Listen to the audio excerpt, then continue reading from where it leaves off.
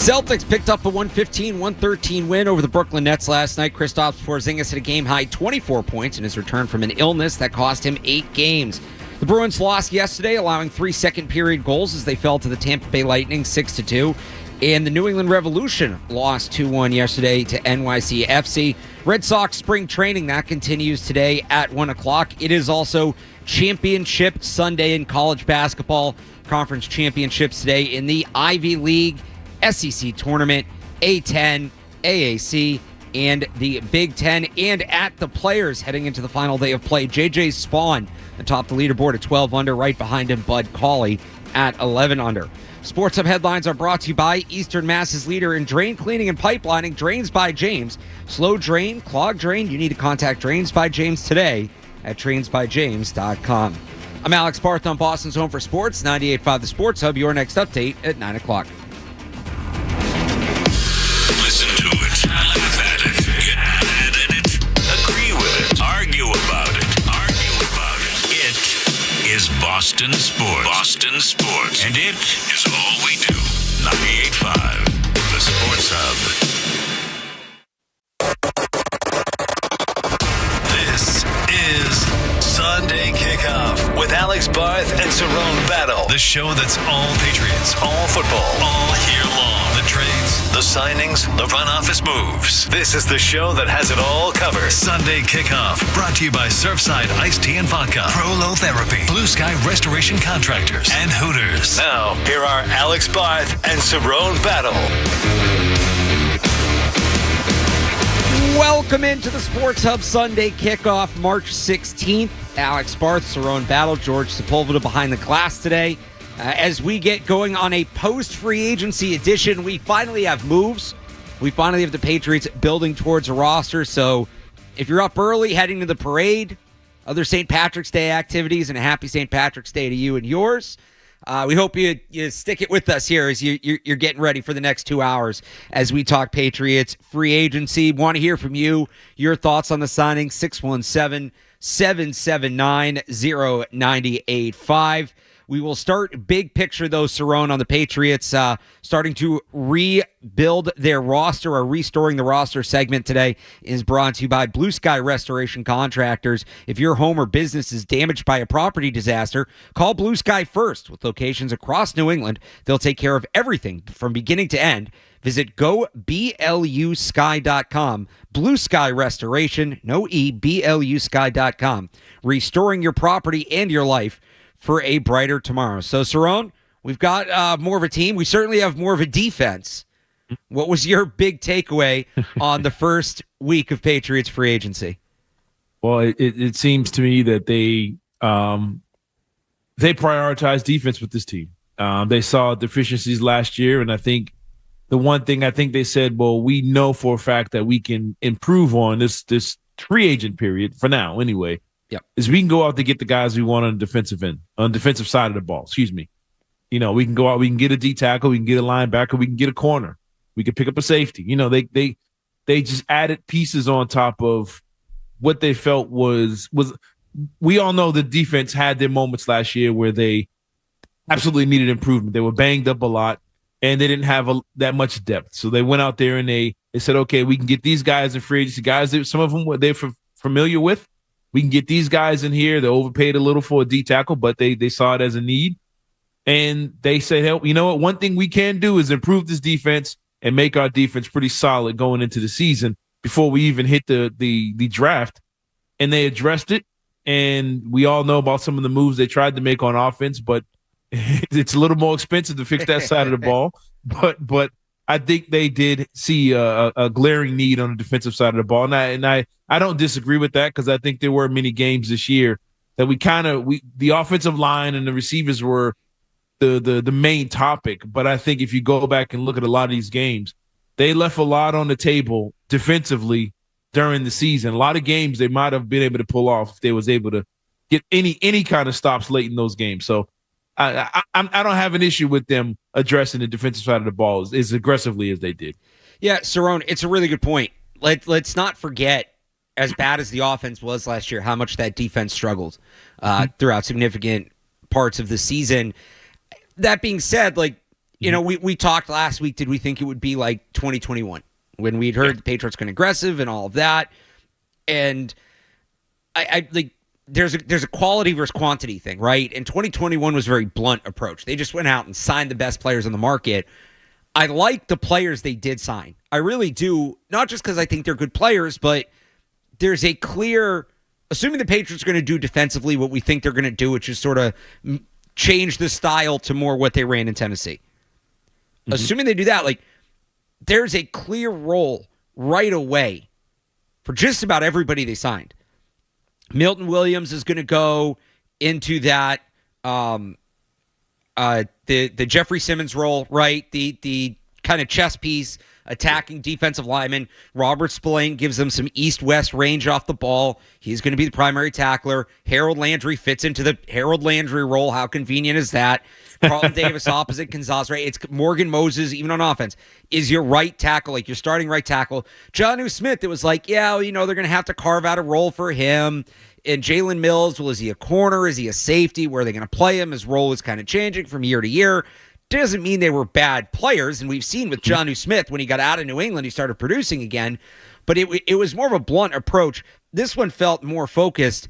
To me, it's more about the moves they didn't make than the moves they did in terms of, well, they do still have significant holes to fill. Wide receiver and left tackle were the two big needs going into the week. We knew that. And then we had talked about they had a bunch of smaller needs. Yeah. They filled like all those smaller needs. Yet here we are once again, the two premium positions are left unfilled. So you put this question in our chat, and so I'll pose it back to you. Are the Patriots in a significantly better position right now than they were a week ago? Yeah, well, I say yes. I think they're better. I think they're a better team than they were a week ago. I mean, I understand that the fan in me, we want the big play receiver on the outside. We have everybody wants the left tackle. Drake May wants the left tackle.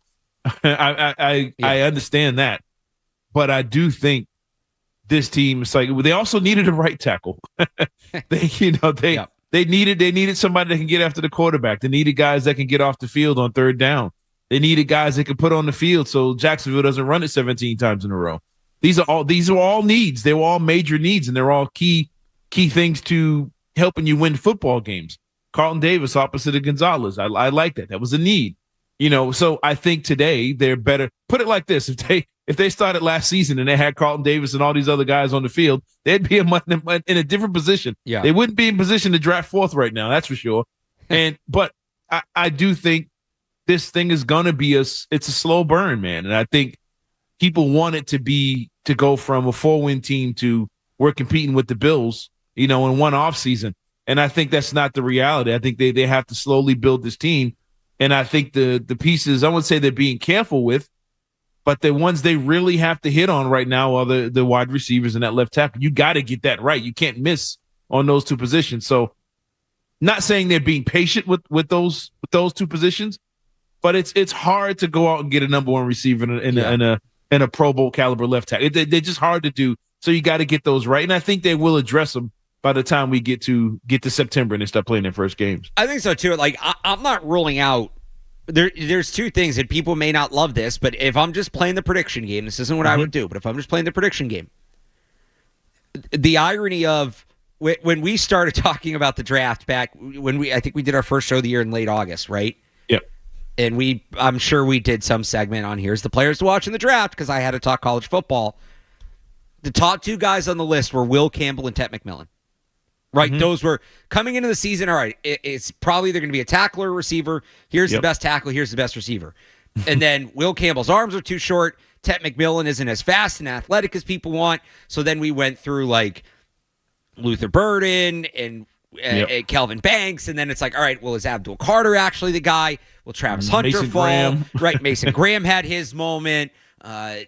Who else was there? Tyler Warren. And I'm not saying they won't draft those guys, but it's like, have we come all the way back around to somehow we are now back at, is it going to be Tet McMillan or Will Campbell? Because you can disagree all you want. I'm not sure whether or not they and other teams as well, I don't think they're alone in this. I'm going to bet there's still a handful of teams in the NFL that see Will Campbell as a tackle. Yep. And think his talent is special enough that he can play the position well as a historic outlier when it comes to size. Mm-hmm. I also think, Mike Vrabel talked about it at the Combine, how hard it is to add a top-level wide receiver if you don't draft them. Mm-hmm. And that teams aren't just going to give you these guys. They never hit free agency. They rarely get traded. And Ted McMillan isn't the level of prospect that Marvin Harrison is or that Malik Neighbors is or was last year, but he is the best wide receiver in this draft, and I think because we're so used to those general wide receivers coming through the last few years, that people have overcorrected on Ted McMillan and are underrating him because he's maybe not quite on that level with those other guys. So I would not be surprised, to your point, those are the two positions they're probably going to have to address at least one, if not both, through the draft. And there is still one starting caliber tackle out there in Cam Robinson. Mm-hmm. Have we come all the way back around where Campbell and McMillan are the two most likely picks? I kind of feel like that might be the case. Yeah, I agree with you. I totally agree with you. I mean, you said it perfectly. I mean, and I think I mentioned this with you before. Yeah. If you'd have had the draft 2 weeks after the national championship game, the Patriots would take a Will Campbell or McMillan. I think the longer it went, the more fans, everybody kind of. It's you got to do a show today, and you can't talk about the same guy for 3 months. We did this last year with the J.J. McCarthy nonsense. Yep. You got to hype up somebody else. What about this? What about that? Somebody else slides in. Well, this guy didn't go to the combine, so we don't think he's as good because he didn't show us anything in the combine. Then the guy but here's the thing right now. Well, he didn't do anything in the combine, but then the kid has his pro day, like Drake May, and then all of a sudden the stock goes back up again. Right. It's just, but I think at the end of the day, it's like you said, those teams aren't giving you true number one elite receivers. They're not getting out there. The number one guy everybody wanted was T. Higgins. He's been a number two most of his career. And that's the hottest guy it's on the market. I mean, that you can trade for anyway. And DK Metcalf, I think he was the true number one that everybody kind of wanted. I'm bummed out about that for sure. I am too. Not everybody, though, I can tell you, based on my Twitter mentions last Sunday night, not everybody wanted him. I can tell you that from experience. Shoot, I'd take him. I would too. I don't got to live with the guy. I know that. I just got to watch him play on Sundays. But I mean, he was the true, real number one. But outside of that, like you said, if you want Malik Neighbors, if you want, Thomas that went to Jacksonville last year, one of these other Roma Dunze, these rookies, Lad McConkey, these were some good rookies last year. If you want that kind of guy, you just go ahead. There's going to be one right there waiting for you at 4. So you can go ahead and get your receiver, your own in-house guy, and hopefully he's good enough to where people are knocking down your door to want him in a few years. But go on and draft your guy, and we have to trust the coaching staff and these guys to develop whoever they take, whatever receiver they take, and put him on the level of some of these other guys out there. And I think that's the way that's the way they're going to have to go to get the guy they really want, unless you want somebody who's already in their 30s, who was a number one at one point, but we're really not too sure of right now, which is the Stephon Diggs type guys that are still available. We'll get to those kind of guys later in the show because that was definitely a talking point this week as well. Yeah. But, I mean, give me – if you're going to take Ted, I'm cool with that. Take him at 4 and you move on. Now Drake May has his guy. Now you're in the position where you have to either get a left tackle in the second round or sign whoever's left, whatever you got to do to get that left tackle position. But I think the draft is where they're going to have to go with this. All right, we're off and running here on Sports Hub Sunday Kickoff. Again, free agency reactions all day. We'll get to specific players coming up, but I just kind of wanted to get the big picture. 617-779-0985. You want to join us with your thoughts on free agency? We'll mix in some draft talk as well if you want to do that. 617-779-0985 as we get going here on the Sports Hub Sunday Kickoff. Stay tuned for more Sunday Kickoff on the Sports Hub.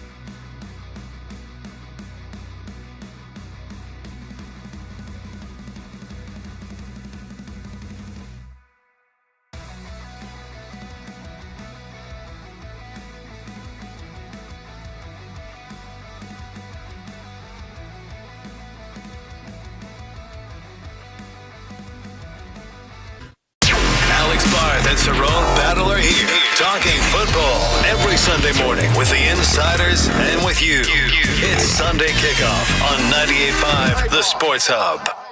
Hard work will never betray you in anything, You put your head down and work at something, you're going to end up being successful at it. So throughout my life, everything I've gotten has not been a handout. I had to go above and beyond all expectations to get everything that I've earned to this point. So I'm just blessed to be here, blessed to have the opportunity to represent such a winning organization. You feel it once you come through these doors, and the standard that Mr. Kraft and Coach Vrabel that they set, you feel that. So I just want to try to continue to do that and build this team up to bring more championships.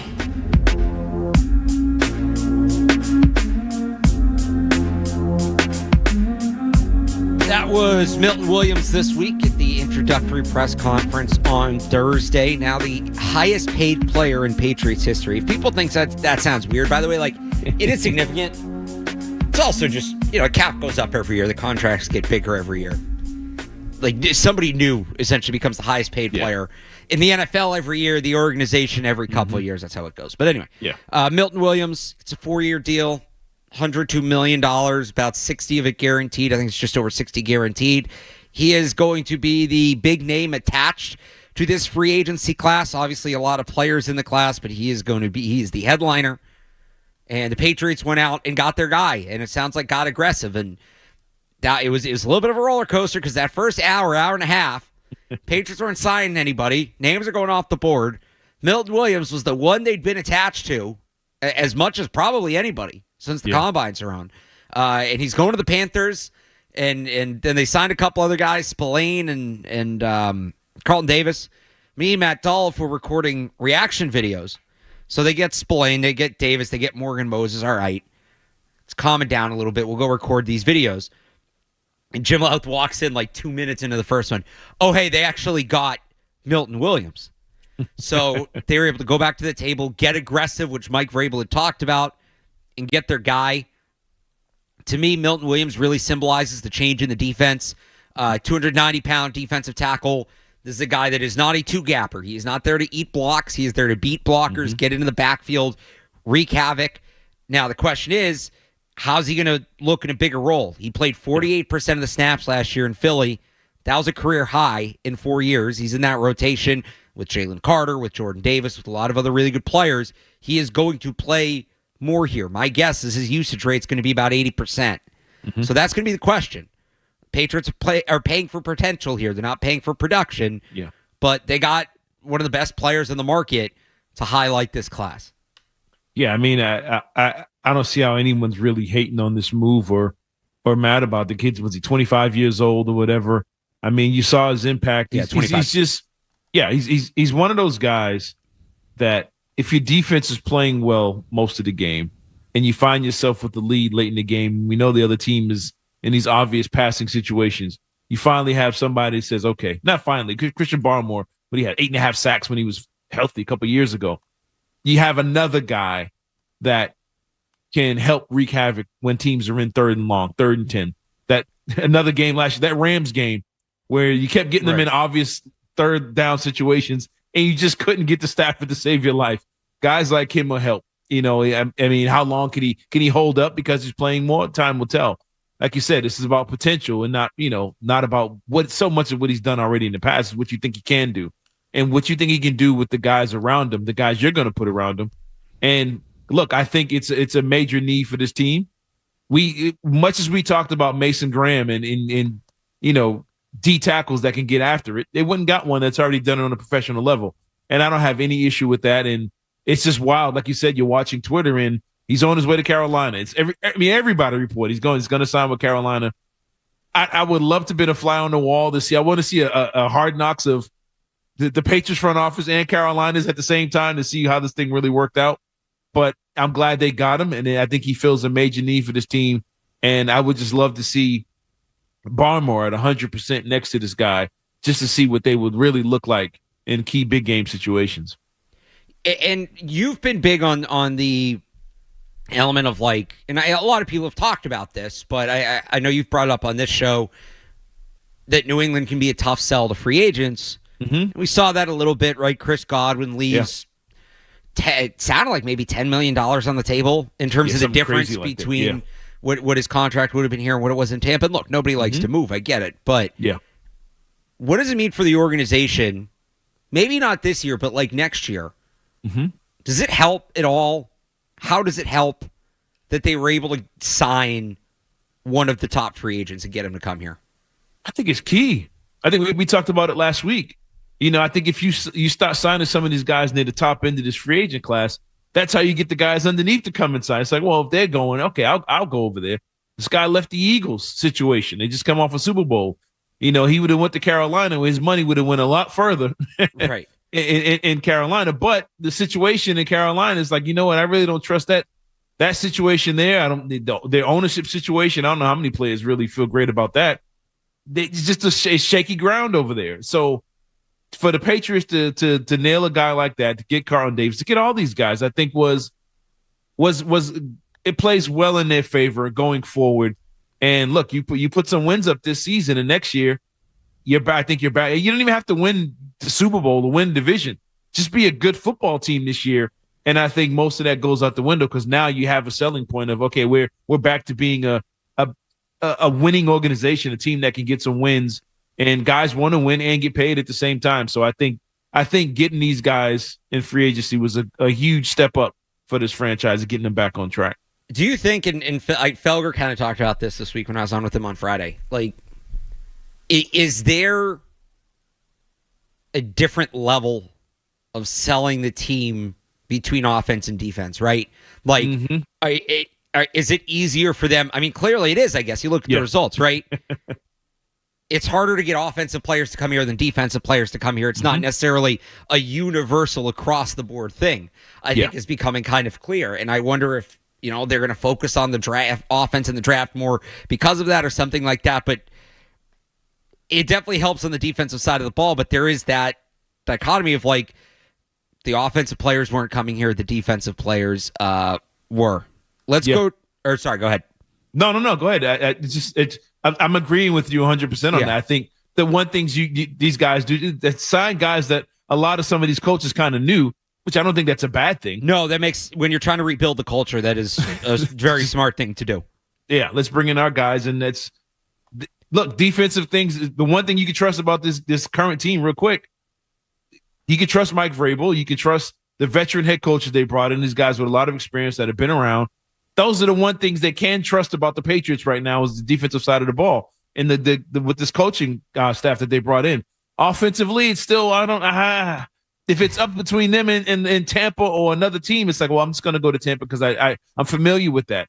And I think the offense is more in a show me situation right now for the rest of free agency. They light it up. It's on next year. All right, let's go to the phones. Josh in Turner Falls, our first call of the morning. Josh, good morning. Hey, good morning, guys. How you doing? One quick comment about the show, and then a couple questions that are tied in together. First, you guys' intro music is off the charts. I love it. Thank you. Got Deftones. I'm pretty sure you had Utah freestyle on there once. I mean, keep it up. I love it. My question is, as far as the cap, I don't have Blue Sky, so I don't know where Pat's cap has the Pats currently. And some of the local podcasters have been saying that the Pats are still very far behind on cash spending in the 3-year window. So I'm wondering, besides the daydreams of Ayuk or Higgins or Brown, who might be some big targets that they could bring in, offense, defense, that maybe with a new contract they could throw some of this cash out, because with draft picks you can only do so much. Thank you guys, and have a great day. Thanks for the call, Josh. So Pat's cap does not have the number in his bio on Blue Sky anymore, so I'm not sure where they're at. I can tell you overthecap.com, which is the more reliable salary cap website, has them at just over $100 million in cap space left. I'm going to guess the number is lower than that because we don't have the details on, like some of the signings over the weekend, right? Marcus Epps, guys like that have not been reported. Yeah, they actually don't have a couple guys here. I can see it. They don't have Morgan Moses, Robert Spillane, Harold Landry, Jalen Hawkins or Marcus Epps factored in. So that is probably going to drop. Yeah. Yeah. So Spillane got like, I think 15 per. Morgan Moses. So they're probably closer to 50 than 100, I would say, just really quickly off the top of my head. But that would still be, there's 1, 2, 3, 4, 5, only 5 other teams over 50 million. So they're in pretty good shape in that regard. Where else do you spend it? I mean, the first wave's gone. There's not a lot of big names left. So I don't know, unless you want to really overpay somebody, like they're going to have some buffer room. Cam Robinson is the one that comes to mind for me, adding a left tackle. Ayuk's contract is set. You're not doing a new deal with Brandon Ayuk. He just got a new contract last year. So even if you trade for him, you're spending more because you're adding that contract, but that's not going above and beyond. As for the 3-year cash spending, like running total, they're simply going to be lower in that because it's 3 years, and they were pretty low last year and the year before. So even if they spend significantly this year, they're still going to be. They still you're not going to see that average 3-year number raise up that much in 1 year because they were low the other 2. But if they want to get the cash spending up this year, Cam Robinson's really the one guy that's out there. Like we were going to do biggest misses later in the show, and we can get back to it, Cerrone. But tell me, these two takes should not or are mutually exclusive, right? Like I feel like I will fully acknowledge they need to do more on the offensive side of the football. Yep. But giving a 32-year-old receiver who has gotten worse, noticeably regressed each of the last 3 years, and has played one full season in his 8-year career, giving that guy a 3-year, $45 million contract, and would have been more than 45 because he said he wanted to stay on the West Coast, that just wouldn't have been good business for the football team. And I'm talking about Cooper Kupp, right? Yep. So if you want them to spend more, like there's other positions they can add, but the big money players are kind of off the board at this point. Yeah, I mean, just throwing $50 million, let's say $55 million at Cooper Kupp just to say we have Cooper Kupp, I don't think would. I mean, some fans would love the idea of it, but I didn't really pay attention to his numbers until yesterday. I really went through all of them, and it literally was like he was banged up. One explosive season, 145 catches, then banged up right after that. And it's like if he struggled and took a dip statistically, with under McVay and with Matt Stafford and Puka Nacua in that offense, what kind of drop off would you see him having here in a rebuilding situation? You would not have had the same Cooper Kupp you've been looking at, even at his best in out there in LA. So I think throwing that kind of money at him would have been really bad. And we would have just spent all year saying how this team wastes $15-20 million a year on a guy like this. We would have been bashing them for paying him if they would have made a move like that. When he catches like 40 passes, right? Like exactly. I'm not losing sleep over that. Had they added him, again, it would have been like $50-60 million. Exactly. Yeah. I would have been a little uneasy. Just having him on the team, I don't think would be the worst thing, but I'm not going to lose sleep over that one. I just pulled it up. So of the PFF top 25, 3 players are left. You want to talk about like throwing money, but I don't know how many of them are going to get big contracts. Sorry, 4 left. One is Rasul Douglas. The Patriots aren't going to sign a corner. He's not going to play ahead of Carlton Davis and Christian Gonzalez, so you're not going to pay him. Yeah. It's 2 wide receivers, Stephon Diggs and Amari Cooper, and 1 tackle, Cam Robinson. I'm in on Robinson. I would take Diggs. We'll get more into this later. Yeah. And we're up against it. But he's also not going to get a big contract because he's over 30. He's coming off torn ACL. So we'll get more into that. I do want to get back to the defense, and we've got some calls as well. But I want to talk about, look, Milton Williams, the best player they signed. He's the head of the class. I want to talk about what is my favorite signing, pound for pound, though, in this class. We will do that next on the Sports Hub Sunday Kickoff. More Sunday Kickoff is on the way on the Sports Hub.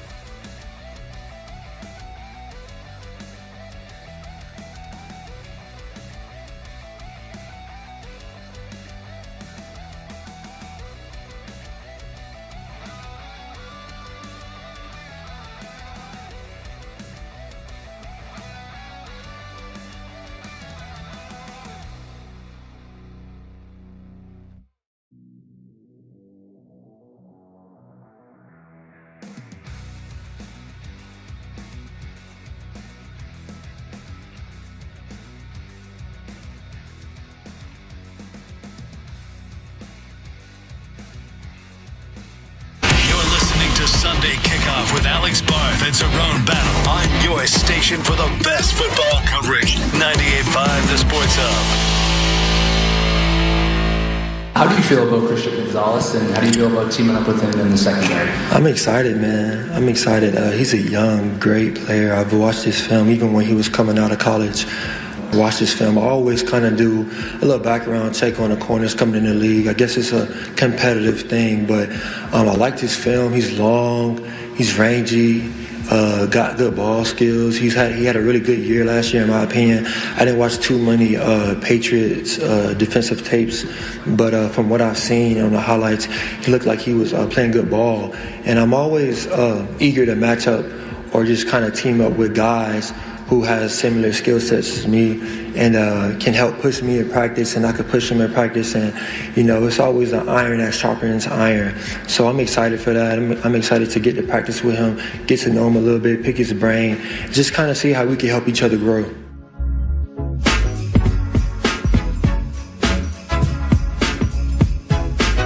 That was Carlton Davis at the introductory press conference on Thursday. I kind of teased it there before the break, Cerrone.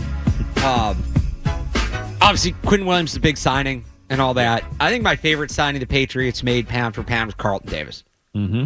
Because they have just for too many years now been too small on the outside, and they've had tweener players at that position, and not this year. You're going to have Christian Gonzalez and Carlton Davis as your two boundary corners.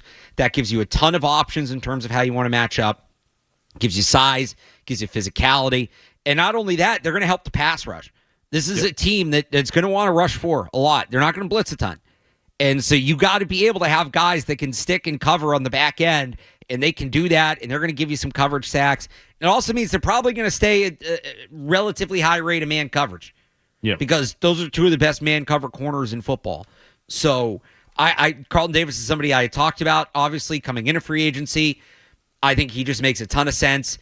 Good player. Great fit. A guy that has won a Super Bowl with Tom Brady, spent 3 years with him in Tampa, talked about that on Thursday. I wrote about that on 985thesportshub.com. Won at a high level with Detroit last year. He's going to give you some of that experience, gives you something you need. I was a really big fan of this signing. Yeah, I mean, I'm in agreement with you, and I think he talked about how Gonzalez is, rangy, long, or whatever. And I think he's kind of built the same way. And I'm not saying he's as good as Gonzalez, but he's not far behind. He's a high-level number two, for sure. Yes. He's a good player. And look, in order to win in this pass-heavy league, you got to be able to defend the pass. And that's not just getting after quarterbacks. You hate to bring the game up again. Rams game, you zero blitz against Cooper Kupp. If that's Carlton Davis there instead, does that play look the same? Right. You know what I'm saying? Like jam on him. Does he jam him? Does he get a fingertip on the ball? Does he just make the tackle? Little things. It's a game of inches, and I think having guys who've been in high pressure situations before, Super Bowls, whatever, big playoff runs, it's been a good teams in Tampa, Detroit. Having guys like that will help you be competitive against the Josh Allens, against the Lamar Jacksons, and these teams that can destroy you in the air. You play Cincinnati, and they still got T. Higgins and Chase. You're gonna need two guys out there that can hold their own in key situations. And look, I love the signing. I love picking it up. It's something we talked about with the whole, if you draft Travis Hunter, you get a good player opposite of Gonzalez. And look, you got one out there on the outside, and now you're looking at this team when they come out there, and now like, okay, they got something defensively now. Now I'm not worried. I'm kind of excited now when it's 3rd and 12, as opposed to don't do anything wrong. Please don't let me get something here. And that was the case for the last couple of years, to be honest with you. And I think now with having guys like that on the outside, I'm expecting them to get off the field on 3rd and long more than they were in the last few years. And I think that's going to be huge for this team and huge for this defense going forward. Do you have again, Milton Williams, like best player, but overall, do you have a favorite signing that they made? It's Davis. Davis? It's Davis. Yeah, it's Davis. Spillane would be number 2 for me. Okay. Because the ability to stop the run, the ability to have a thumper out there, a linebacker who can, just get dirty a little bit, just to, again, get you off the field. Situations where guys are bouncing on the outside, can you make that tackle? Guys missing tackles.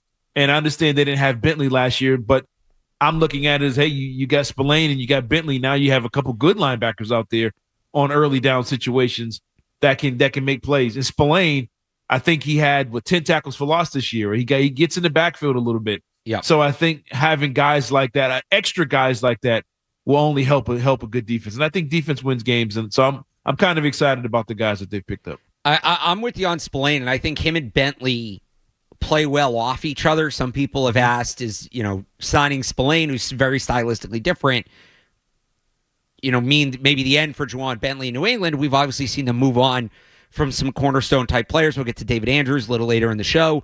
Mm-hmm. I think it might reduce Bentley's role. I don't think he's going to play as much. I don't think he's going to play on third downs like he was last year before he got hurt. Yeah. But you put 260-pound downhill thumper Juwan Bentley next to Robert Spillane, 229, moves a little bit better, can get east to west, but maybe doesn't have as much power. You put those two next to each other on early downs, and that's like a well-rounded group, right?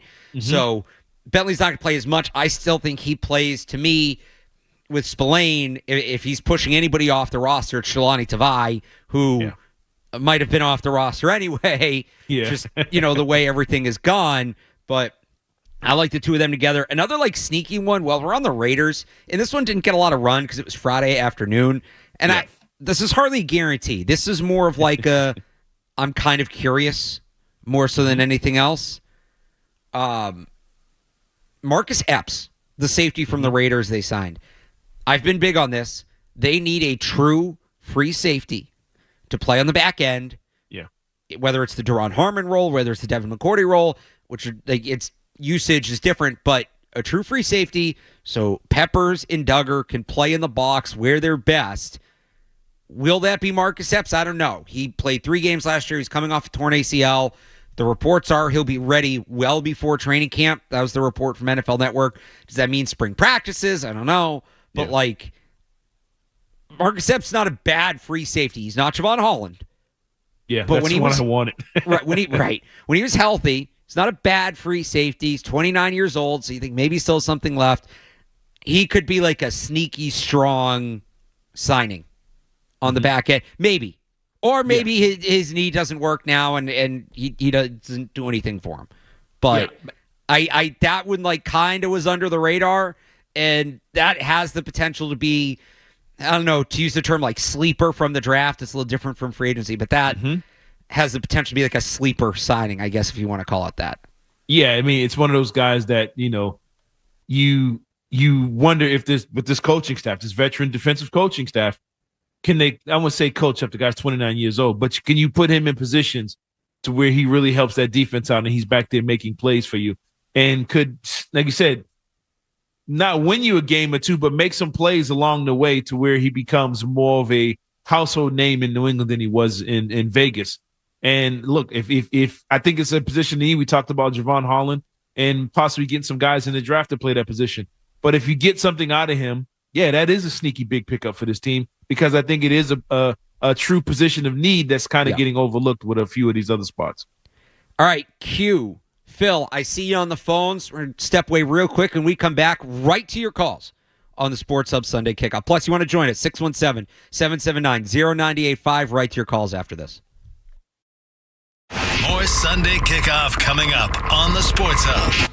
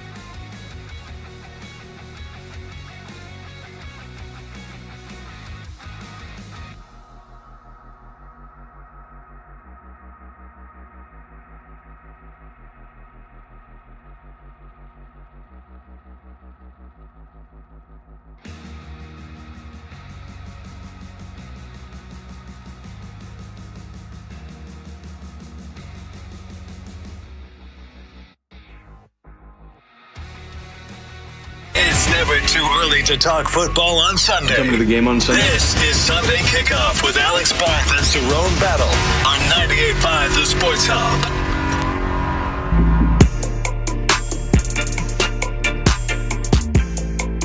As I said, right back to the phones here on Sports Hub Sunday Kickoff. You want to call in your thoughts on the week the Patriots just had, 617-779-0985. We start with Q in Atlanta. Q, good morning. Hey, good morning, Alex. Hey.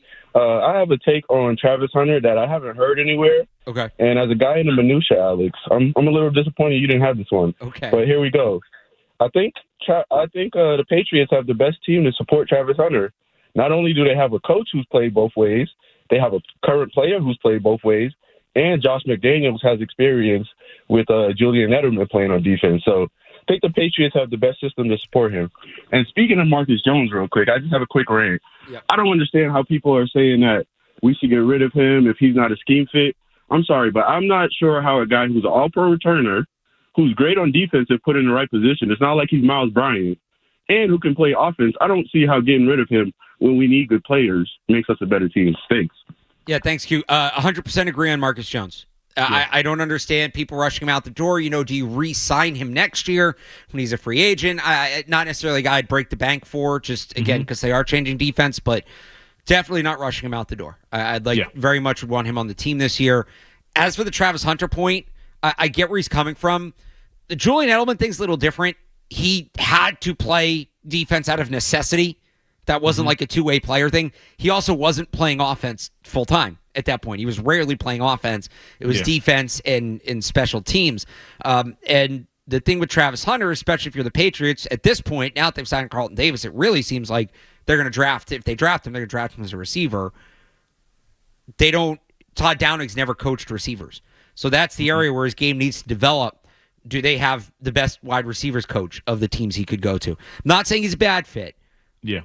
I don't know if they're in the best or worst position to develop him. I think they have like the Mike Vrabel thing, him playing two ways, but again, that wasn't full time. But him playing two ways, that definitely helps. That's definitely notable. And the snaps are there for him, which I think is also important. But he's a little more of a project as a receiver than he is as a corner, which is part of the reason I like him, because I think there's more room to grow there. And I think if he does grow into it, he can be an elite receiver. Yeah. But we know what their history is with developing wide receivers. I know it's a new coaching staff, but we know what the franchise's history is at that position. Yeah, it's the little fear in that. Not just with him, but any receiver they take, you're going to be like, man, here we go again. Hopefully this one pans out. But right. I think if he's there, you still have to be like, man, I might have to grab this kid. But you know, as far as what he said about Marcus Jones, I agree. I think he's a football player. Yeah, you need good football players. You need guys with playmaking ability. And this NFL with special teams is becoming more important again. Having return specialists and things like that. If your defense improves, that's more punts, that's more punt returns. You need somebody back there that can change the field for you a little bit. And having a guy that, you know, he's played offense, defense, whatever, but McDaniels can figure out ways to get this kid the ball, get him in the offense, just get him on the field. It's another threat. I think this team is not in a position to just let go of good football players, if that makes sense. I mean, it's not saying he's an all-pro all over the place, but he's a good football player that kind of makes plays for you on both ends. And I think you need as many of those guys as you can, so I think you keep him around as long as possible. But if Hunter's there at 4 and you need him to play receiver, at this point, I don't think anybody would be mad at it. Yeah. But I think signing Carlton Davis really streamlined what your plan would be if you brought him in. What they do need is more depth in the slot, because Marcus Jones has struggled to stay healthy. And that's something they can address in the draft. They do need somebody with him, especially after losing Jonathan Jones, but they should be keeping him. Let's go to Phil in Coventry. Phil, you there? Yeah. Hey, guys. Good morning. Yeah. Hello? Yeah, we got you. Yeah. What do you got? Hello? Yep. Oh, all right. I was just wondering, everyone seems to kind of be overlooking Brandon Cooks. And I just figured, we fits in with, obviously the playbook and everything. And, I think he's an all right locker room guy. And then of course, the guy that should have never been traded, I think they should get. Unless you really make it worth their while. And I like Jacoby Myers. I don't know that I'm parting with the top 100 pick to get him. Brandon Cooks, I was a huge fan of his with the Patriots. They should have extended him instead of trading him off that 1-year deal. He just worked here. It was great. That was 8 years ago now, right? Yeah. 7 to 8 years ago. He's going to be 32 years old. His production has significantly dropped off the last 2 years. It really dropped off last year. He didn't even have 300 yards last year in 10 games. So there was a time where that made sense. If they're going to go with one of the veteran receivers out there, to me, it should be Stephon Diggs. And you're kind of taking a shot in the dark anyway. I think Diggs has the highest upside. Like both players, I don't know that either of them makes sense for the Patriots right now for different reasons. Yeah, and Brandon Cooks, his biggest advantage was he was a step faster than everybody on the planet. Yeah. And once you've lost that step, but due to the injuries, that's numerous injuries, head injuries, all kinds of injuries. Once you've lost that step and you've lost your advantage, there goes your value around the league. And I think we're seeing that with Brandon Cooks. If this was 5 years ago, you make that move, but then he probably wouldn't be available. But I just think he's lost that step and lost his advantage. And I don't think he'd be a good fit for this team right now at this point in his career. Let's go to Tony in Henderson, North Carolina. Tony, good morning. Good morning. How y'all doing? Good. Morning. Yeah, so I had a question about the draft. Yeah, what do you got? So, yes, I see everybody talking about Ted McMillan. How do y'all feel about a trade down and drafting Matthew Golden?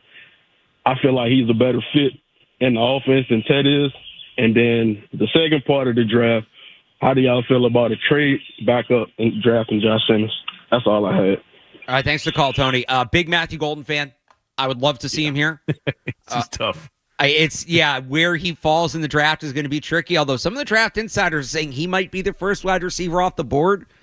So I don't know. You trade down to like 10, 11, 12, maybe. He is a great fit. I think he's a good player. I would love to see him here.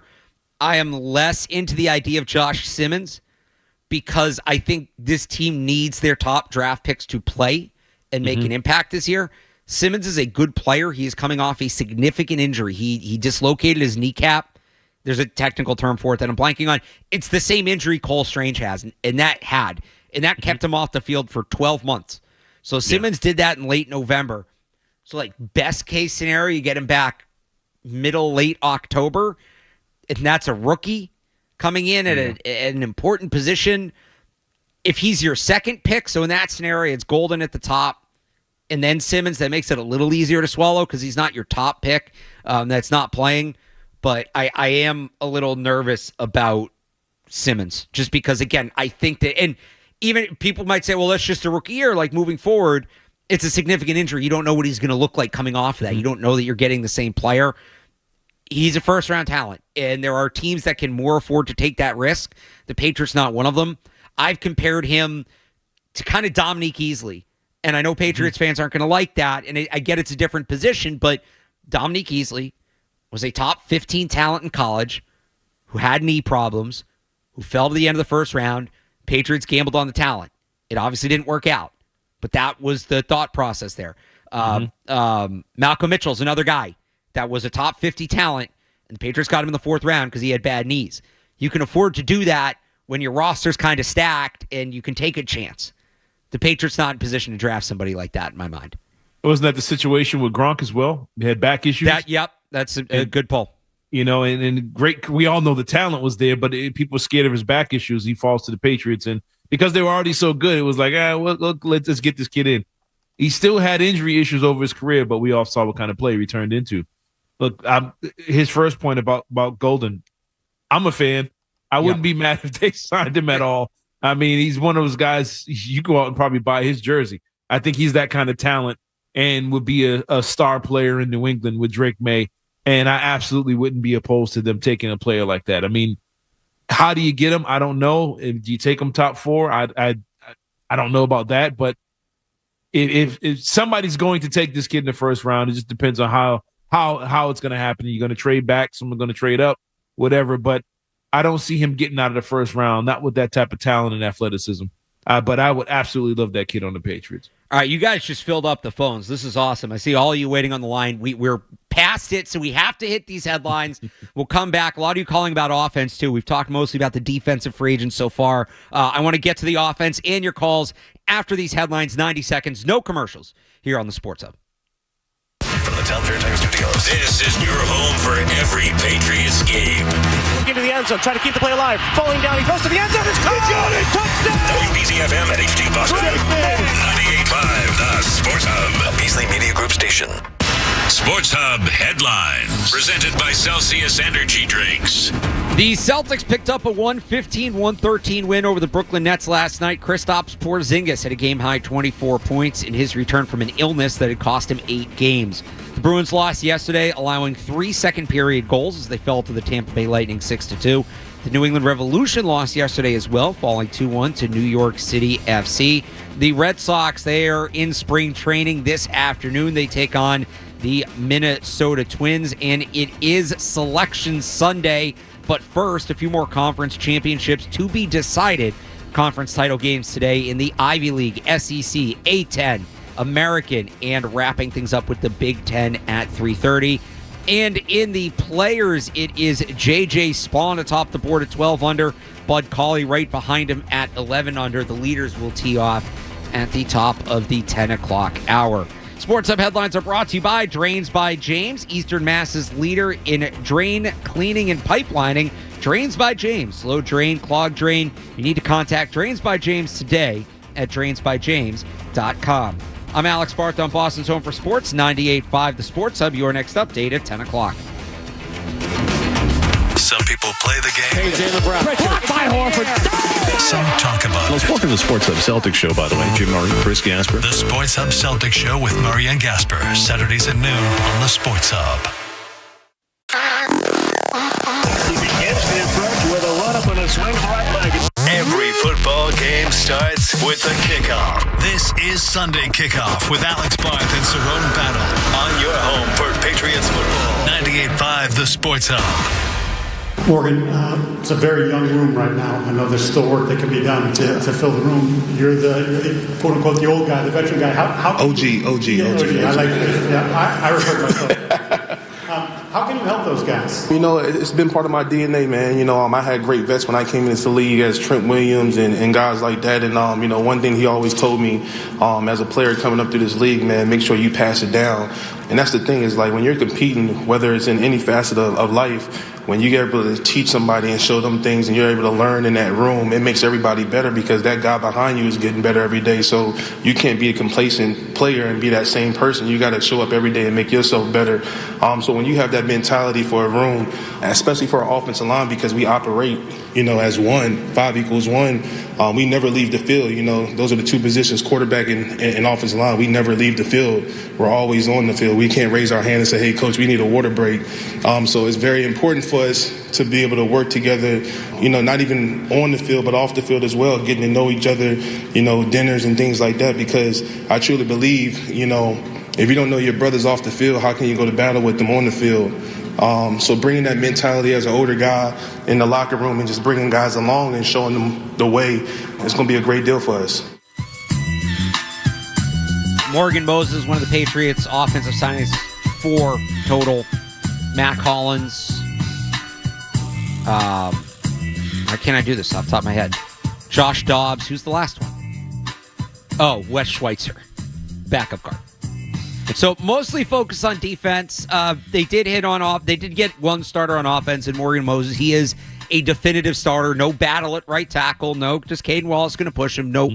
He should be the starter in camp. 34 years old, played really well last year at age 33. A guy that's been a workhorse, doesn't come off the field, steady, productive. You heard it there in a clip. I mean, he killed it at the press conference. Yeah. Will that translate on the field? Like, doesn't matter if he can't block, but he has the track record. How do you feel about Cerrone, real quick here before we go back to the phones, because I see you guys all lined up? They had to fill both tackle spots. Both. Yep. And that's a pretty significant undertaking in one offseason. Left tackle's obviously the premier position and where they had less coming in. Caden Wallace still has some upside in my mind. Mm-hmm. And maybe he takes over and Morgan Moses leaves. Hardly a sure thing, though. Mm-hmm. They addressed one of the 2 tackle spots, and they did so pretty convincingly. How much do you weigh it that it's the right side that got addressed and not the left side, at least first? Like they could sign Cam Robinson today and this conversation is meaningless, but yeah, does that take away from it at all that it's the right side that got addressed? And Morgan Moses is a right tackle. He's played like 9,000 something career snaps. About 300 of them have been at left tackle. That was all in emergency situations. Mm-hmm. He's playing right. They're not moving him to the left side. He's a right, or they shouldn't. He is a right tackle. Does it bother you at all, or does it make the signing mean less that they did that while the left side's still open? No, I mean, you said you needed to fill holes all over the place. Drake May was getting sacked from the right side too. It didn't matter. They couldn't run the ball on the right side either when it mattered most. He needs protection all the way around. He needs a good, clean pocket. You can have a dominant left tackle, but if the rest of the line is falling apart, it doesn't make a difference. You know, you have to build these pieces. It's a slow burn. You have to put guys in place. And, you know, he's a veteran guy, but just listening to him talk, he sounds like a guy you can put a C on his chest. You know what I'm saying? Like guys that you need older veteran leaders in that. We're going to get into Andrew's situation, but you need guys that can get in the huddle and calm guys down. Tell them what they need to do.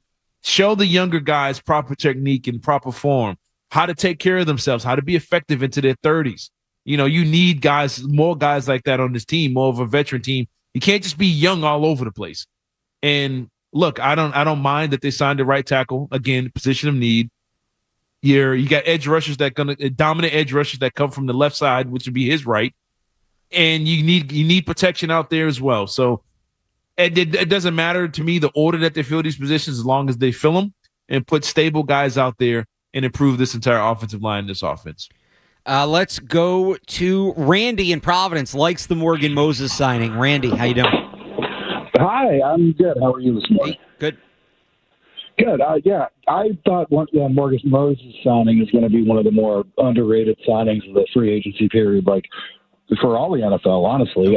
Like, it's impactful in terms of that leadership in that room, like you were just talking about. And I think that I wish we would have signed somebody that I see similarly in the wide receiver room. I thought, like, DeAndre Hopkins would have been a great option, maybe, or Keenan Allen. I'm not with you on the Diggs thing because I know he's kind of seemed like maybe a locker room problem. And I think when you're trying to build a culture, you can't take guys who are maybe a locker room problem or a locker room problem, but, you know, like even the maybe is too much when you're trying to instill a culture. And one last thing just to add on to the end there, you were talking about Justin Simmons earlier out of Ohio. Josh Simmons? Josh Simmons. Out of Ohio. And one concern that I have with him is that system in Ohio under Justin Fry, the OL coach, he went to Arizona, just continued to produce great tackles. And they weren't always great in the NFL. I mean, DeJuan Jones, for instance, in Cleveland has not been great in Cleveland. And I just wonder if it might be a system because Donovan Jackson shifted right over there and he was great at left tackle. Yeah, and it's like, is that a system thing? I'd have to look a little more into that. It's a good point, Randy. It might be. I want to say one thing on the Diggs thing because I think this has gotten a little the character concern thing. Like, he's not Larry Fitzgerald, right? I don't think he's the guy you hold up as the beacon of leadership. He was a captain last year in Houston, though.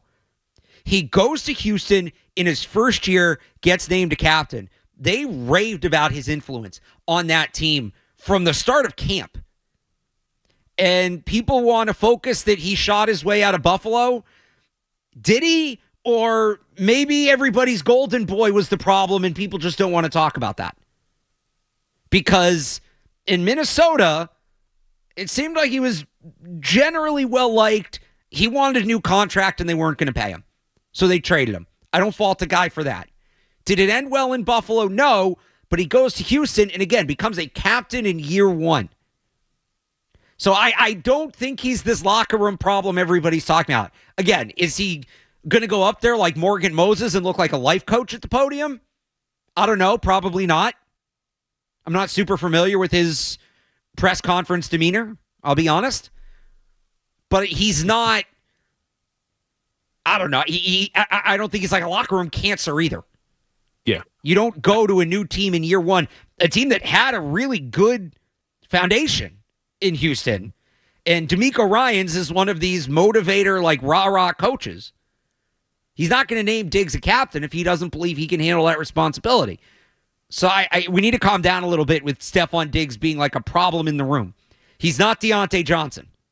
Mm-hmm. Like, I don't want Deontay Johnson because he kind of shot his way out of 3 teams last year? Yeah. I don't put Diggs in that category. No, I think Diggs, he had these moments on national TV where everybody's watching when he's fired up on the sidelines.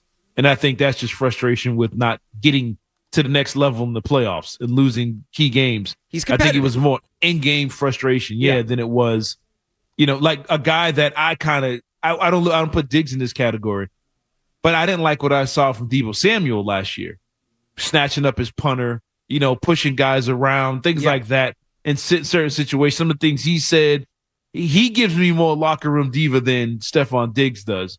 But I think Diggs, he's just a competitive dude who understands football, and he's going to be fiery when it comes to that. He's going to want to win games. But I don't think, like you said, there's guys around the league who just for some reason, knuckleheads out there, just out there doing their thing and just causing all kinds of confusion. But I don't think Diggs is that type of guy. I just think he's somebody who hates losing and hates key situations where he drops a pass or a ball's thrown over his head. He's going to voice his frustrations about it. But I don't think it's more of a locker room dude. Like, I can't be around this type of guy. Those are 2 different athletes. Brandon in Boston wants to talk about Stephon Diggs. Brandon. Hey, what's going on, guys? Thanks for taking my phone call. So for me, I would love a guy like Stephon Diggs. If I was a wide receiver, I would like a guy like that, especially if I'm a rookie or, I'm trying to get my game. If I can look to Stephon Diggs because he's a perfectionist. I think he's just misunderstood. He just wants to be perfect. He wants to be flawless on the field. And if things are wrong, he's going to call you out. And they need a firecracker like that on the Patriots. They need a guy that's going to call you out when things are not going well. I would take Stephon Diggs. I don't have a problem with him at all. I think that he is what the Patriots need right now. Everybody looks soft. The defense is all right, but offense, they need a guy that's going to, give it to you.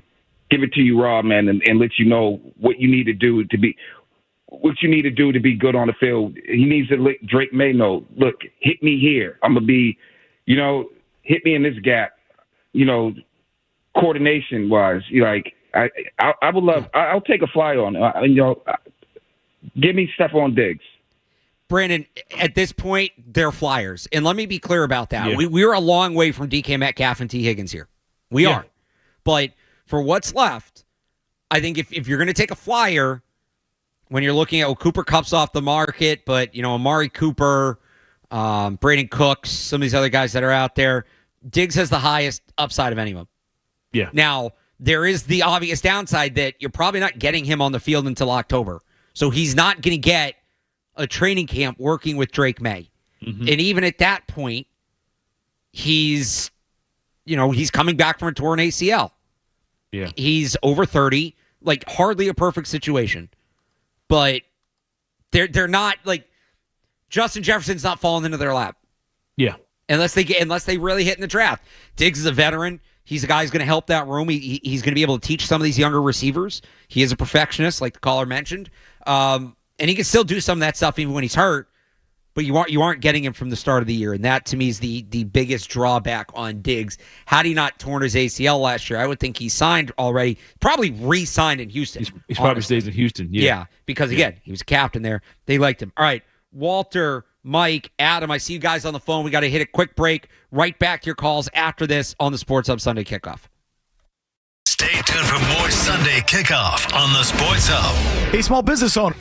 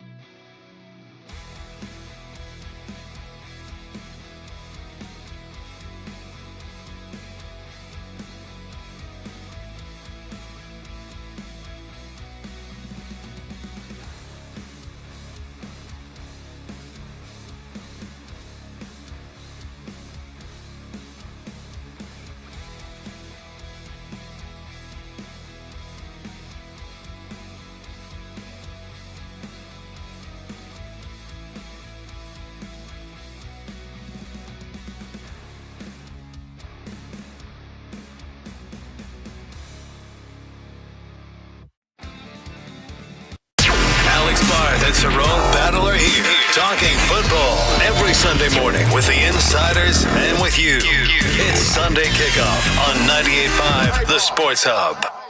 I'd be remiss if I didn't first acknowledge a departure.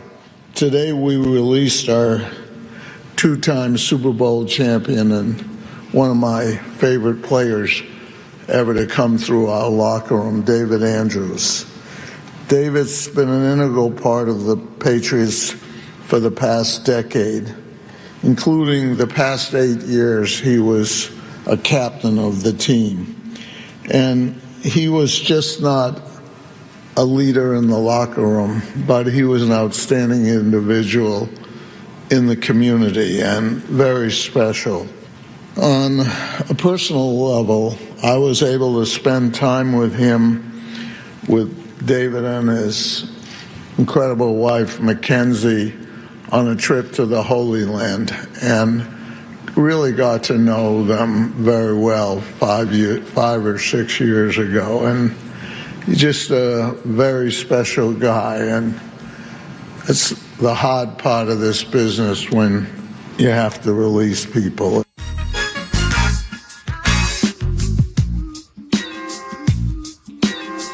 Real quick before we get back to the phones here, David Andrews, Patriots released him this week. It did come as a bit of a surprise.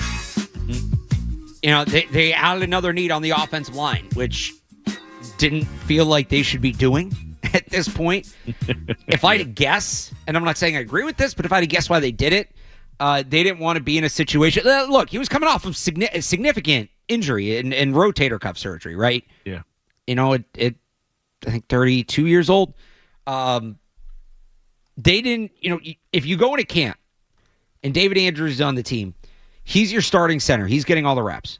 Mm-hmm. But you're not really going to be able to gauge where he's at until full contact begins, preseason, maybe even the regular season.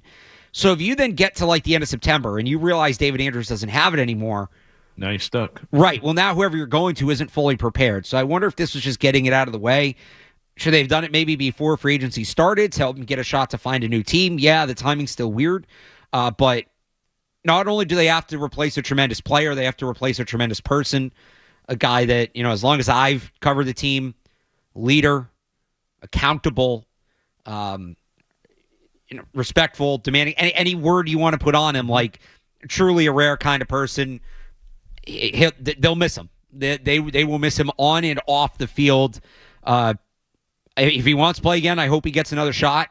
Part of me would like to see him retire a Patriot too. Yeah. He's getting that red jacket. That's coming real soon.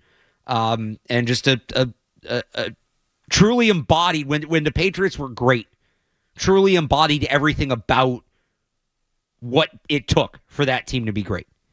Yeah. And he's we mentioned the whole situation with them with the right tackle they just signed, Moses. Yeah, the leadership qualities, and you might have gained a guy, but you just lost a huge part of that. The part of your locker room when it comes to that. These veteran professionals, true professionals in your locker room, you have to figure out ways to replace that. And you know, I've always felt bad for the guy when he just watching him was the one guy that had to stand up there every Sunday after the Bailey Zappi, Mac Jones saga and explain what went wrong every single week. He had to stand up there and take all the bullets. And true professional doing that, never threw anybody under the bus during those situations. Well, he absolutely could have. And he stood there and he stuck up for his team. He was all banged up. He's first one out there. And you're going to miss having guys like that around. So I just hope to replace that element, not just the on-the-field stuff, but the guy who's willing to stand up there and take the accountability for the whole team, even though he didn't have to.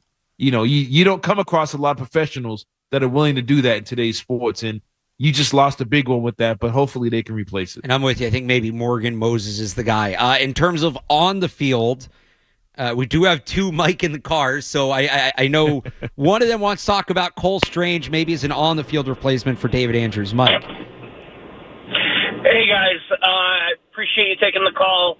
I just got to let you know, by far, this is my favorite show on the Sports Hub. You guys really get to everything that I like to talk about.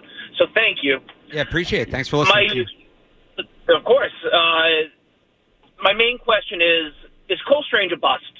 I know he was out all year with an injury. The offensive line is in shambles.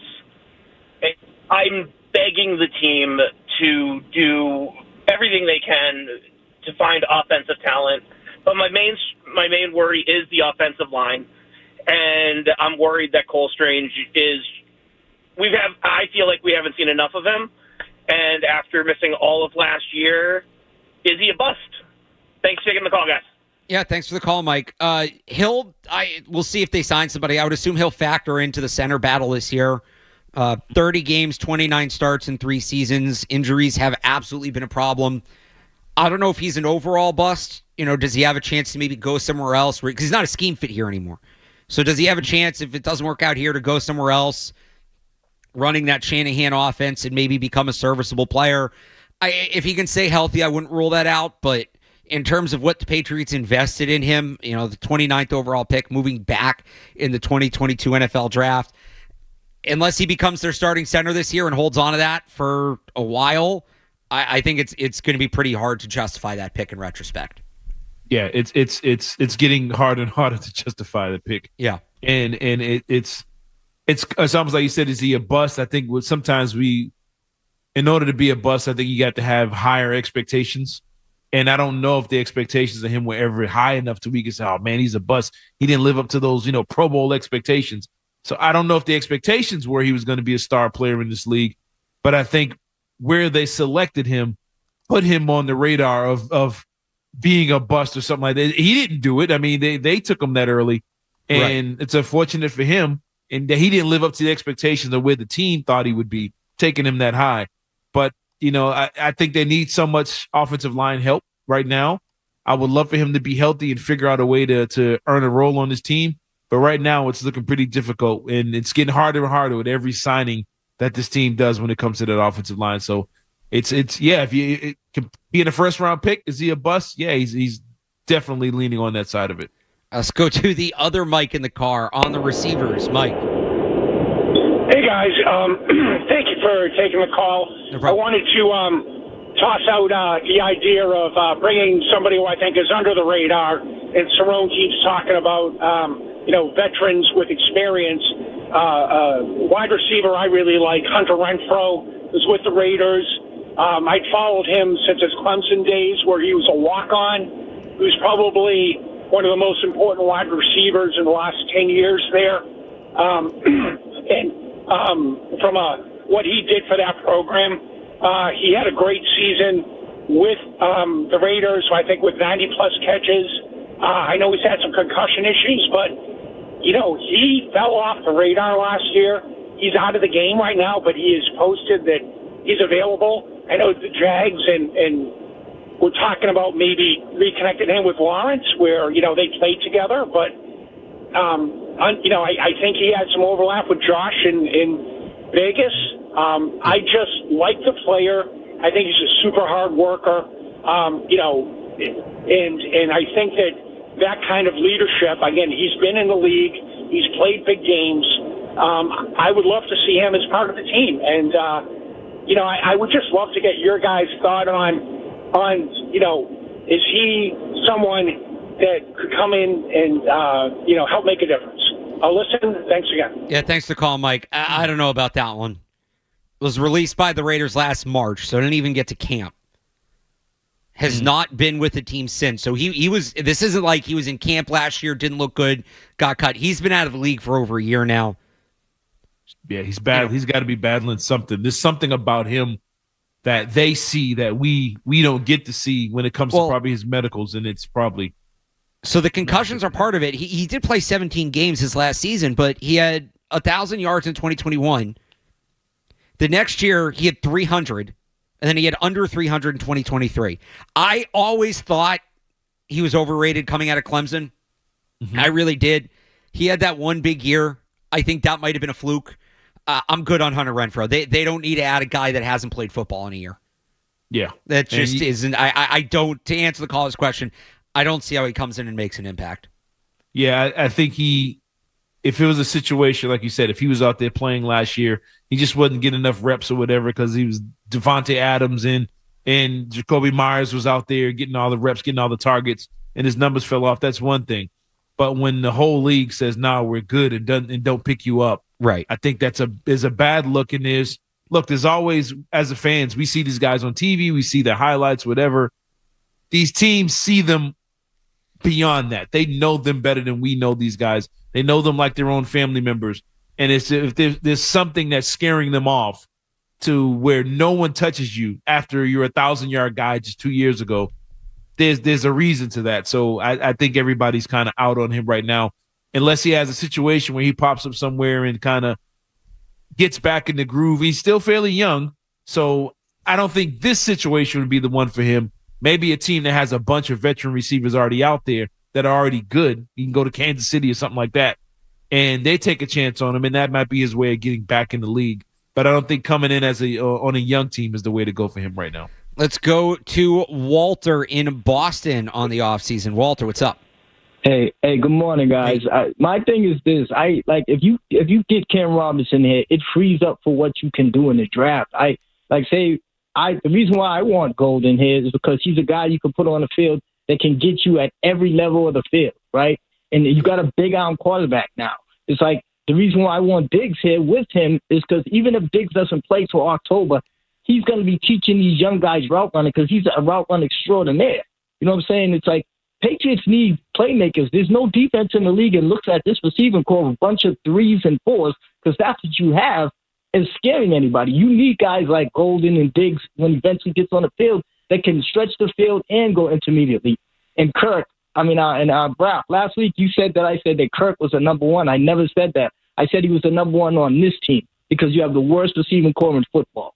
And I know what Patriots fans do. We love him. We talk him up more. But we got to be honest. This is the worst receiving core in football. And it's another thing, too. Like, Cooper Kupp was on the market, and the guys around here wanted him. Now he's not here, and everybody's like he's no good. Or he's not as good as worth what he's worth. On this team, he's worth all of that because you have trash. Have a good day. Thanks for the call, Walter. For the record, I never was that in on Cooper Kupp. I said from the beginning it gave me Chad Ochocinco vibes from 2011. Like, I wasn't in, and adding players who used to be good to the team. Like, all right, I get it. The wide receiver room isn't great. Adding more players who aren't great and just having more not great players doesn't solve anything. Adding more guys who are going to middle into the mix, you create competition, and we've done this the last few years. Like, during camp, the wide receiver room gets hyped up because it's really competitive because all the players are a similar talent level. Which that's been true. Like, it's been competitive at the wide receiver position in camp for the Patriots. Yeah. But then when you put that out against another team's defense, that talent level gets exposed. So adding a guy like Cooper Kupp, who's going to battle with all your second and third wide receivers, right, and not reset the depth chart or dictate coverage, doesn't do anything. It never did anything for me. I don't know that they're getting that guy at all at this point in the veteran market. Yeah. Unless things fall apart in Cincinnati with T. Higgins, that guy's not available. Maybe Diggs, maybe. And that's with an ACL. Right, and there's a lot of ifs in there. He's probably your best shot. But I don't need them to take a volume approach at wide receiver. All right, well, the more guys we have, when we throw against the wall, like maybe somebody will hit. They've been doing that for years. I'm good there. Get a guy top the depth chart. I'm with the call. I love Golden. He would be the best receiver here. He'd be a great fit. I'm in on Golden. But Cooper Kupp, Hunter Renfrow, Amari Cooper, throw them all in that same group. They're not answers. You're just stretching out what you have. You're giving yourselves more options to get by, but you're not giving yourself any definitive answer. All right, we're well past the break, and I want to make sure we get to all these remaining calls on the other side. So we'll step aside real quick, right back to your phones after this on the Sports Hub Sunday Kickoff. More Sunday Kickoff is on the way on the Sports Hub.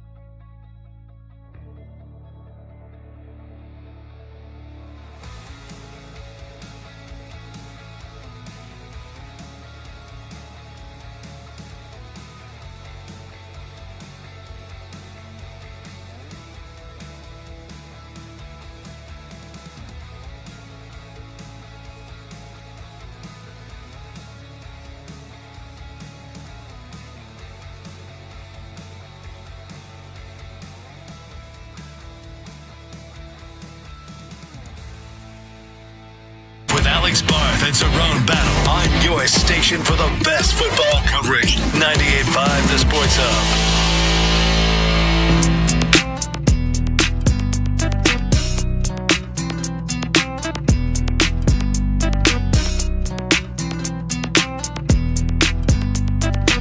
Back here on the Sports Hub Sunday Kickoff, Alex Barth, Cerrone Battle, George Sepulveda behind the glass, reacting to Patriots free agency. You guys have been great with the calls. Phones have been full pretty much all morning. 617-779-0985. If you want to join, let's go to Adam in Swampscott. The subject line says not a joke. So let's see what this one Hello, is. gentlemen. How are you? Hello.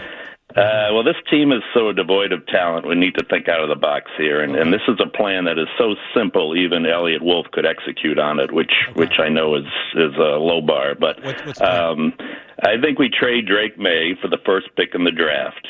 Okay, you get Abdul Carter, you get Travis Hunter.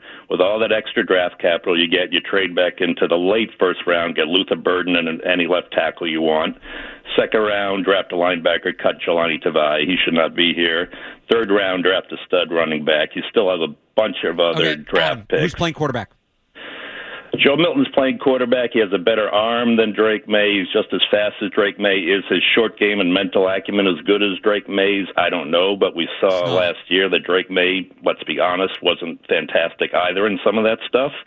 If he doesn't work, you get a veteran quarterback in year two. You'll still have plenty of money. You have a ton of young rookies on cheap contracts. Your cap space is already first in the league still. So, Adam, have you seen what the veteran quarterback market is right now? Do you want to be the team paying Sam Darnold $100 million a year? Yeah, they'll have more than enough money to do that. They do right now, actually. And if you have all these rookies, you'll continue to have that. So, they'll have plenty of money.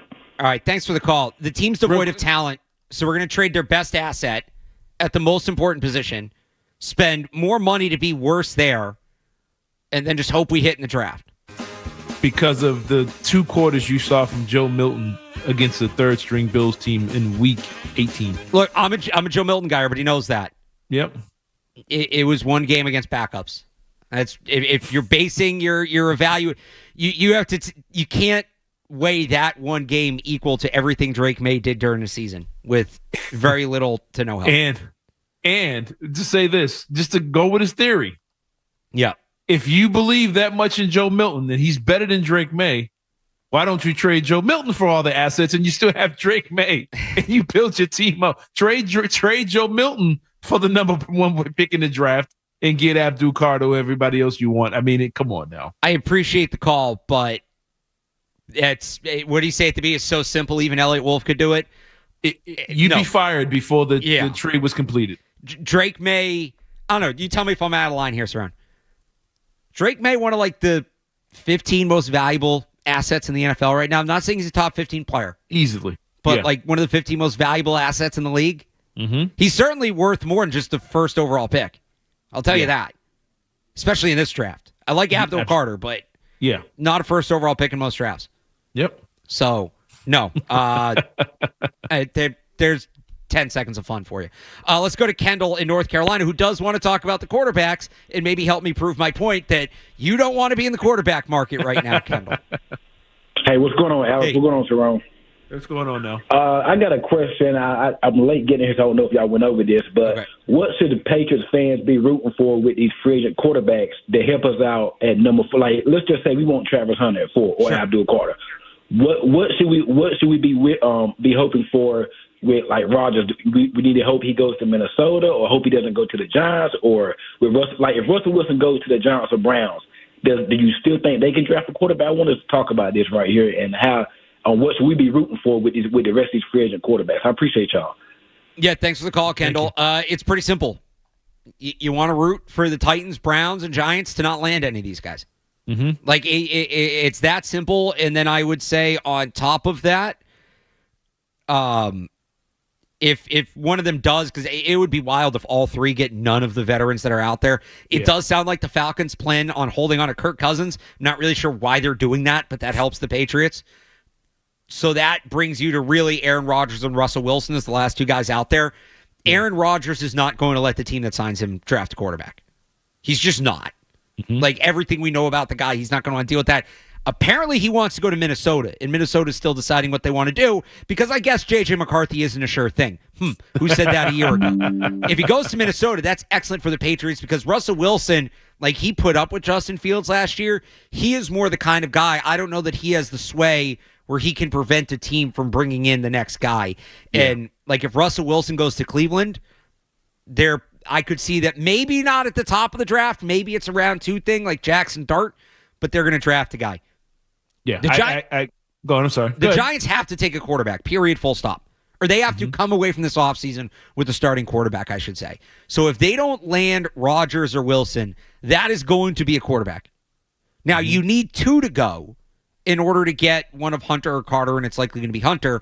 So now it's, the Browns and the Titans. Do the Titans like Cam Ward? Are they really going to do this thing where they say they're just going to take the best player and punt on quarterback? We will see. But you're just rooting for quarterbacks to not go to those top 3 teams. It's basically as simple as that. And then Aaron Rodgers to the Vikings adds a little extra boost, I think, to the Patriots' chances. Yeah, I think that I know that a lot of them are talking a good game. I got a feeling that both of those I think Sanders and Ward both go before the Patriots. I think they both go in those top 3 picks. The quarterback position. Yeah, I think quarterback position is too important. They all talk a mean game, but everybody wants one. Everybody needs one. There's a lot of new GMs and new head coaches out there, new coordinators, whatever. And the one thing they know they need is a quarterback. And I think both of those guys go. And I think that's the like you just said, it's the best case scenario for the Patriots because now everything non-quarterback is basically available to you. And you just have your pick of whatever you want right there. And it's a good scenario to be a good spot to be in.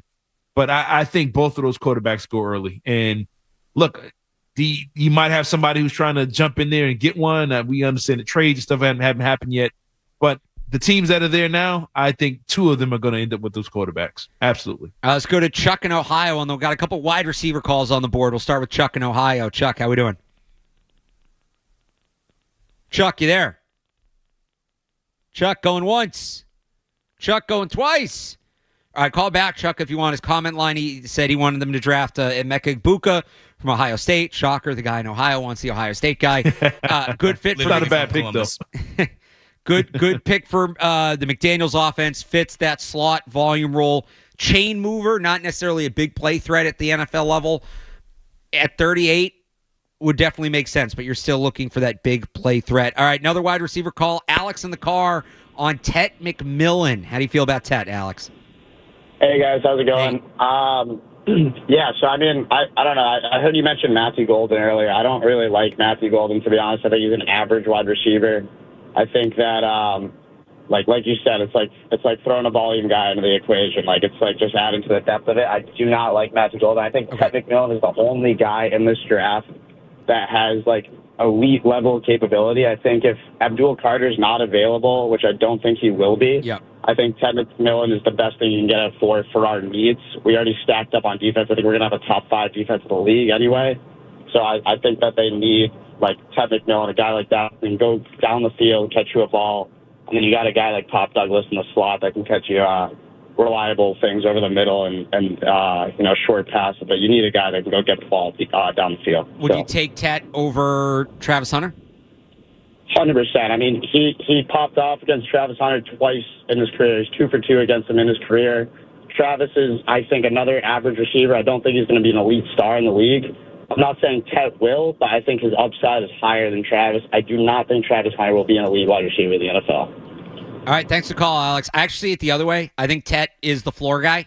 I think he has the best chance to be like a solid, productive NFL wide receiver. I think Travis Hunter has more untapped potential. I'm glad to hear somebody call in, though, and say that they're high on Tet McMillan like that. Because I said earlier, Cerrone, he's not Marvin Harrison. He's not Malik Neighbors as a prospect. Mm-hmm. And we're so used to the last few years, these high-level wide receivers coming through the draft that everybody kind of was putting the reminders out there, hey, he's not that guy, he's not that guy. In recent weeks, really starting at the Combine when he didn't run, it started overcorrecting in the other direction.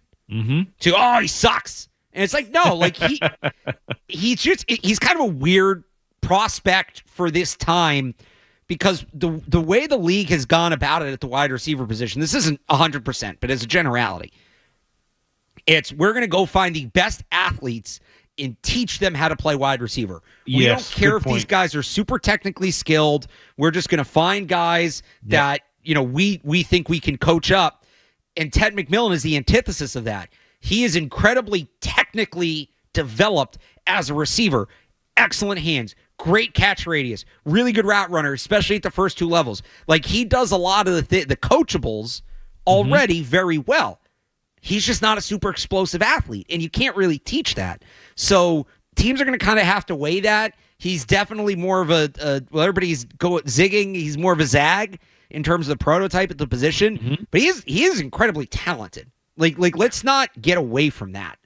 Yeah, he's the type of guy that on 3rd and 10, he just runs 12 yards, turns around, you throw it to him. He's going to have the footwork, the technique, and skill to get in position and make that catch. And it might not come off as sexy ESPN top 10, but it's moving the chains. You get him around the red zone. He's going to make a play on the ball. He's going to use his size and his arm length. He's a basketball player. He's built like a basketball player. He's going to use that technique to his advantage. And I'm glad you mentioned that because so many guys want the guy who's on, Instagram or Twitter in super slow motion and warm-ups, doing a backflip and catch. It's like, that's all well and good, but on 3rd and 3, are you going to hold on to the ball? He's the guy that will hold on to the ball on 3rd and 3. He's going to move the chains. He's going to be a threat in the red zone. He's going to be a solid NFL football player. And 20 years ago, this kid he'd probably go number 1 because that's the type of receiver that people were looking for, the Keyshawn Johnson type guys back in the day. But real quick, and as far as Travis Hunter and the guy saying he's not going to, I don't think he's going to be a good receiver. Imagine how good Travis Hunter would have been at receiver if he didn't waste his energy playing defense. And if he focused in his development on that 100% position, right? Not just in game, but during the week, which is, to me, like if you're drafting him as a receiver, that's the draw. Hey, this is what he looked like doing it part-time. Let's see what he can do at full-time. Exactly. Tom in Waltham, we got to be quick here as we're wrapping it up. A few more calls. Tom in Waltham down the street does want to talk about Travis Hunter and the wide receivers. Tom. So these are two big ifs, but if the Pats can find Cooper Kupp and Hunter does fall to them at 4, are you comfortable going into the season with the wide receiver group that they have? If you count Kupp and Travis Hunter? They can't sign Cooper Kupp. He signed with the Seahawks. Oh, he did? Yes. I didn't even hear. Friday night. If you add Travis Hunter to this group, I don't feel great about it in terms of 1 year, but I think between Hunter and Douglas, and maybe you're adding a guy next year, like you're starting to head in the right direction. All right, cool. Thanks, guys. Thanks for the call, Tom. Let's go to Cam in Wilmington has a wide receiver draft thought. Cam. Hey, guys, great show. As always, wanted to jump in on a thought I had of trading out of 4, going back to 9, taking Kelvin Banks. I think he's the best pure left tackle in the draft. Okay. And then trading back into 24 and taking Jaden Higgins. I see a lot of Brian Thomas Jr. and Jaden Higgins. I love him. I think he's a great fit. I'll hang up and let you guys talk. Thanks for the call, Cam. That's not a terrible comp for Jaden Higgins if we're doing a ceiling comp, right? I don't think that's a guarantee. 6'4" wide receiver out of Iowa State. I like both their receivers. I like Noel, too.